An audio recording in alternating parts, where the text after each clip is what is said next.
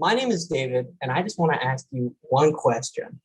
What can you make with a clove of garlic, a banana, and a slice of ham? Don't answer that rhetorical question. However, if you did, you had to think. You had to use your precious calories.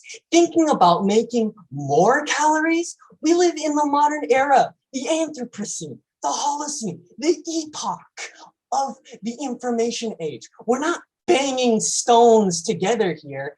Hey, pass the mammoth flute, bro. No, wait, we're not cavemen, which is why I want you to break this 2 million year cycle with our new product, Pizza AI.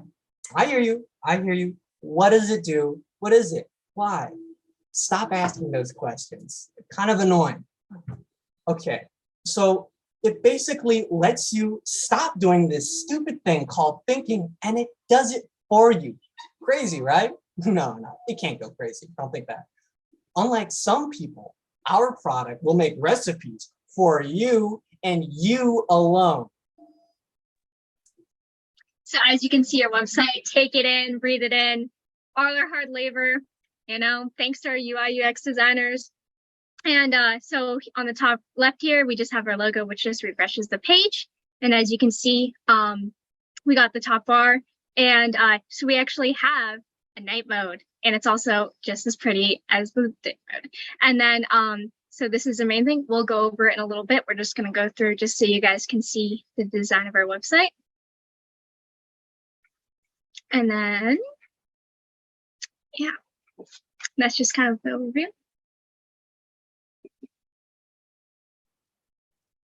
So what's cooking? So we can just put whatever input in there, and then it'll generate a recipe, as David so kindly explained. So any suggestions? So as you can see, the computer puts in water. Okay, I don't know what it's gonna do with that, but all right. Chicken, oh, pepper. I think I already done the onion. We'll put salt, yes, okay. And then when we click go, and then it gives you a 1-pan veggie chicken bake. And then it's formatted very easily to understand. Like it shows the ingredients and like how much you'll need of said ingredient. And then it gives you pretty detailed instructions like preheat oven to 400 degrees Fahrenheit. And then it has lots of different features such as like save, or once you click it. Can you click save? Yeah, it gives you two different features. You can either print like the entire recipe, or you can copy it to your clipboard. And then, yeah, if you want to copy and paste it into the Google Doc, yeah, like just copy and paste it for you. So like you could share it with your friends if you want. Or let's say you have those ingredients, but you don't quite like that recipe, you can press retry, and it'll rearrange all the ingredients so that the AI comes out with something new. So now we have like the 1-pot chicken fajita. And then let's say you have new ingredients, you can press new recipe, and then you can do stuff with that. And we also have a different feature where we joined with like another group with their like AI, so you can put in a photo of different foods. So like let's say we have like fruits and stuff like that. We'll use that photo, and then the AI will use that and give you a recipe based on the photo.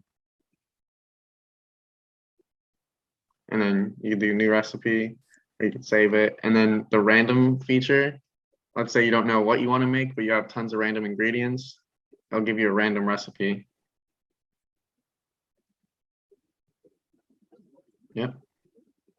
Then, as you can see, our lovely animated logo about Pizza Eye. So how do we make it? More importantly, why? So according to the FDA, 30 to 40% of food supply is estimated to be wasted. If we could find ways to utilize those leftover ingredients, hence our program, more efficiently, we could reduce food waste on a large scale. And then now we're going to explain a little bit about how we did it.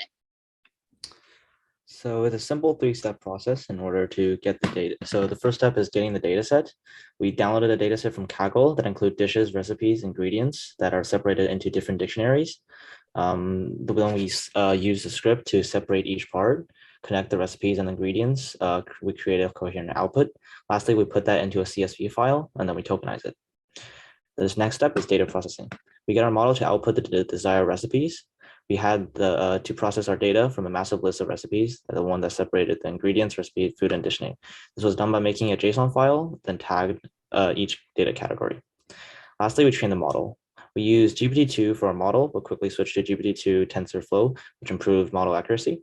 After training numerous models on the standard, we made the switch to GPT-3, which has essentially higher quality output. This is what we're using today.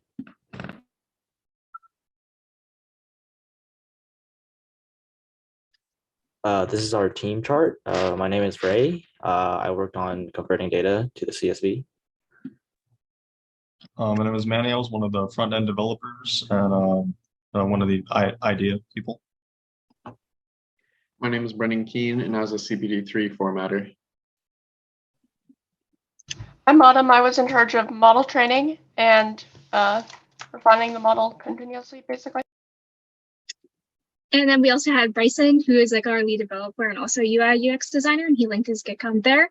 And then I was a front end developer. My name's Haley, and I just put some things, and then also my link tree is right there.